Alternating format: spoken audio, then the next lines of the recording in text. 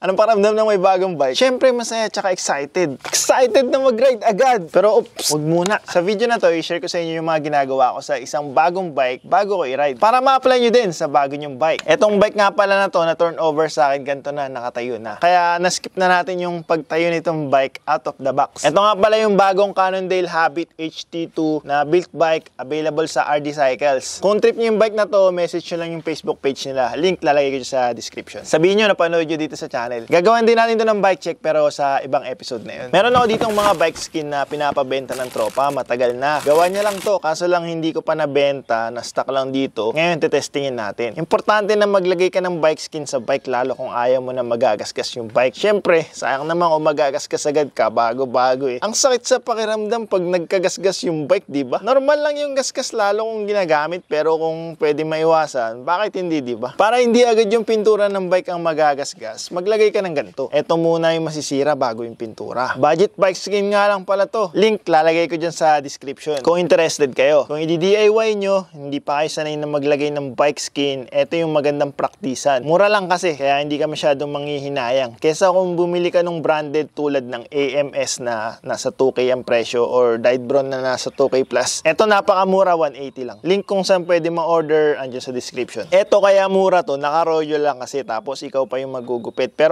okay lang yan, carry natin yan. Ano ba yung mga usual na nagagasgas sa bike? Itong top tube, down tube, seat stay, chain stay, head tube, dahil sa cable rub. Yan yung mga lalagyan natin ngayon. Step 1, sukatan muna natin, saka natin gupitin. Ang tip na natutunan ko dito, alisin mo yung kanto para hindi prone na umangat yung bike skin pag nalapat na. Step 2, linisin yung kakabitan gamit alcohol para mawala yung langis at kumapit na maganda yung bike skin. Step 3, ilagay mo na para maganda, basahin mo din para ma-adjust mo yung lagay. Tapos i-push natin palabas yung tubig para dumikit na. Parang magic ano. Ayan, may bike skin na. O, diba? Hindi din nalata sa unang tingin. Pero mas panatag ka na, mas protected yung bago mong bike. Pwede na bang i-ride? Ay, hindi pa. Teka lang. Next na gagawin natin is i-adjust yung setup ng bike. Mainly yung cockpit para sa fit. Iba-iba tayo ng preference sa kung anong fit, pero i-share ko na din yung para sa akin. Minsan, posible na tabingi pa yung handlebar, so isentro na din muna natin. Napakadali lang naman. Duwagan mo lang yung bolts dito sa stem, yung nasa gilid. Tapos, pwede mo na galawin yung bars sa steerer. Isang mata lang gagamitin mo. Ako, sinisipat ko dito yung ilalim ng handlebar, pinapantay ko sa fork. Dapat same distance lang sila both sides. Nakakatulong din pala na sinentro mo yung stem sa gulong. Kahit sipat lang bilang starting point, tapos yun, pwede mo na higpitan. Hand tight lang kung wala kang torque wrench, huwag mo sosobrahan. Ngayong sentro na yung bars, next na ina-adjust ko yung roll ng handlebar. Para relax kasi yung kamay natin at ma-maximize natin yung ergonomic design ng handlebar. Importante na maset to ng tama. Pinaka hinahanap ko dito yung tamang pwesto ng back sweep. Ano yung back sweep? Ito yung medyo bend ng handlebar pabalik na nakakatulong para hindi sumakit yung kamay natin. Especially yung joints dito pag nakahawak na tayo sa handlebar kapag nagra-ride. Up sweep, meron din, conforme sa bars. Yung iba gusto medyo nakabalik pa ganito. Ako, trip ko yung medyo neutral lang. Wag lang yung sobrang nakaroll na papunta sa unahan. Sabi ko nga, preference, kanya-kanya. Pero yan yung setup ko. Then, adjust naman natin pwesto ng controls, specifically yung brake levers at yung shifter and remote ng dropper. Sa pwesto ng brake lever, gusto ko yung one finger lang yung setup na maaabot mo na kagad yung lever. Gusto ko din, medyo malalim yung piga. Yung halos dumikit na sa hinlalato yung lever pag magpepreno ka. Again, preference din yan. Ganyan yung sa akin. Ina-adjust yan gamit yung bolt sa lever. Yung angle ng levers, kanya-kanya din. Ako, gusto ko yung medyo pantay. Medyo lang, pero may tungo pa din ng konti. May iba kasi gusto yung nakatungo talaga ng sobra. Kanya-kanya pa din. Then, yung paghigpit, tip ko lang, huwag mong higpitan ng sobra yung clamping para pag sumemplang ka, tumama yung levers, iikot lang sa handlebar, hindi masisira. Madami ng beses na naligtas niyan yung preno ko, lalo sa pag-enduro ko. Dami kong beses na semplang dun eh. Tatama yung brake lever, pero iikot lang sa handlebar, hindi mo basag, hindi masira.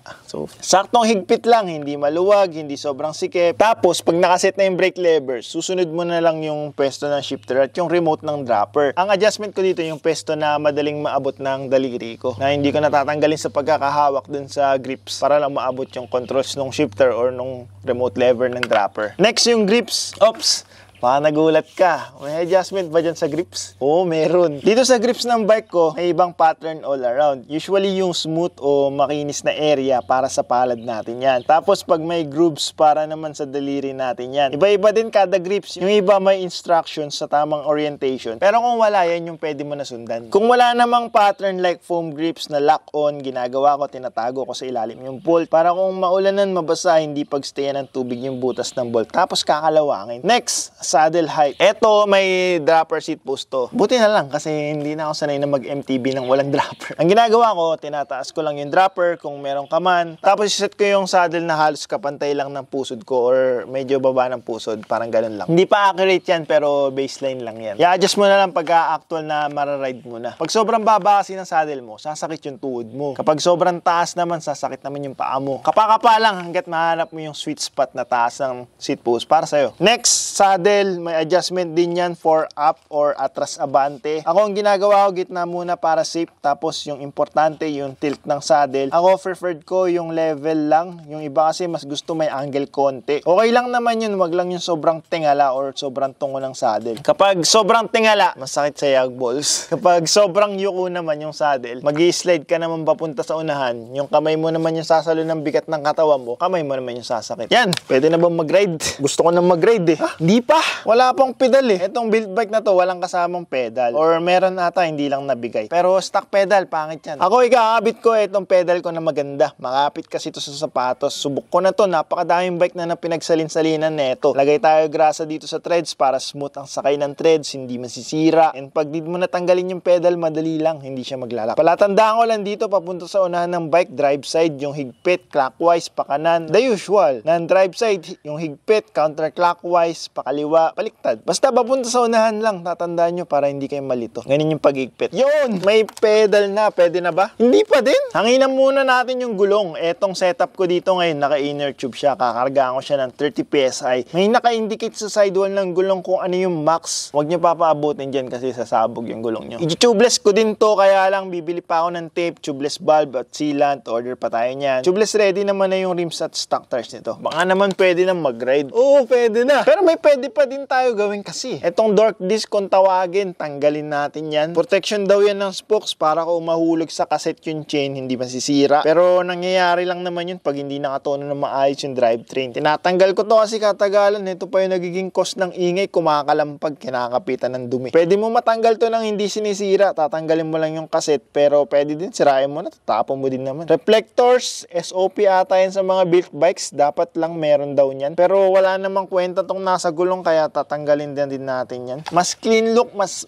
maangas para sa akin. OC din ako sa cables. Gusto ko malinis tingnan. Buti tama lang yung setup ng cables ng bike na to. Hindi na natin need na i-recable. Pwede pa ma-improve yung haba, pero okay na din yan. Isip tie ko lang para mas malinis. Check natin kung nagsiship ba ng maayos. Kung hindi ka marunong, pagawa mo sa bike mechanic. Kung gusto mo matuto, baka makatulong yung luma natin na video. Lagyan natin yan sa description tsaka dyan sa cards. Check natin yung preno kung gumagana ba. Pag ayaw, need ng bleed, pero mukhang okay naman. All good. Pwede na yata mag-ride. Naway may natutunan kayo kung paano ba mag-setup or kalikot ng bike. Kung may tanong kayo, comment nyo lang sa baba. Kung meron kayong additional tips, huwag kayong mahiyang i-share para mabasa rin ng iba pa nating mga kapadyak. Kung may request kayo na topic, ilagay nyo lang dyan sa comment section. Try natin na gawin yan in the future. Palike na lang ng video kung na-enjoy mo yung content na to. Pa-share na din para gawa pa tayo ng more content like this. That's it for this video. Ride safe mga kapadyak. Ride na ako.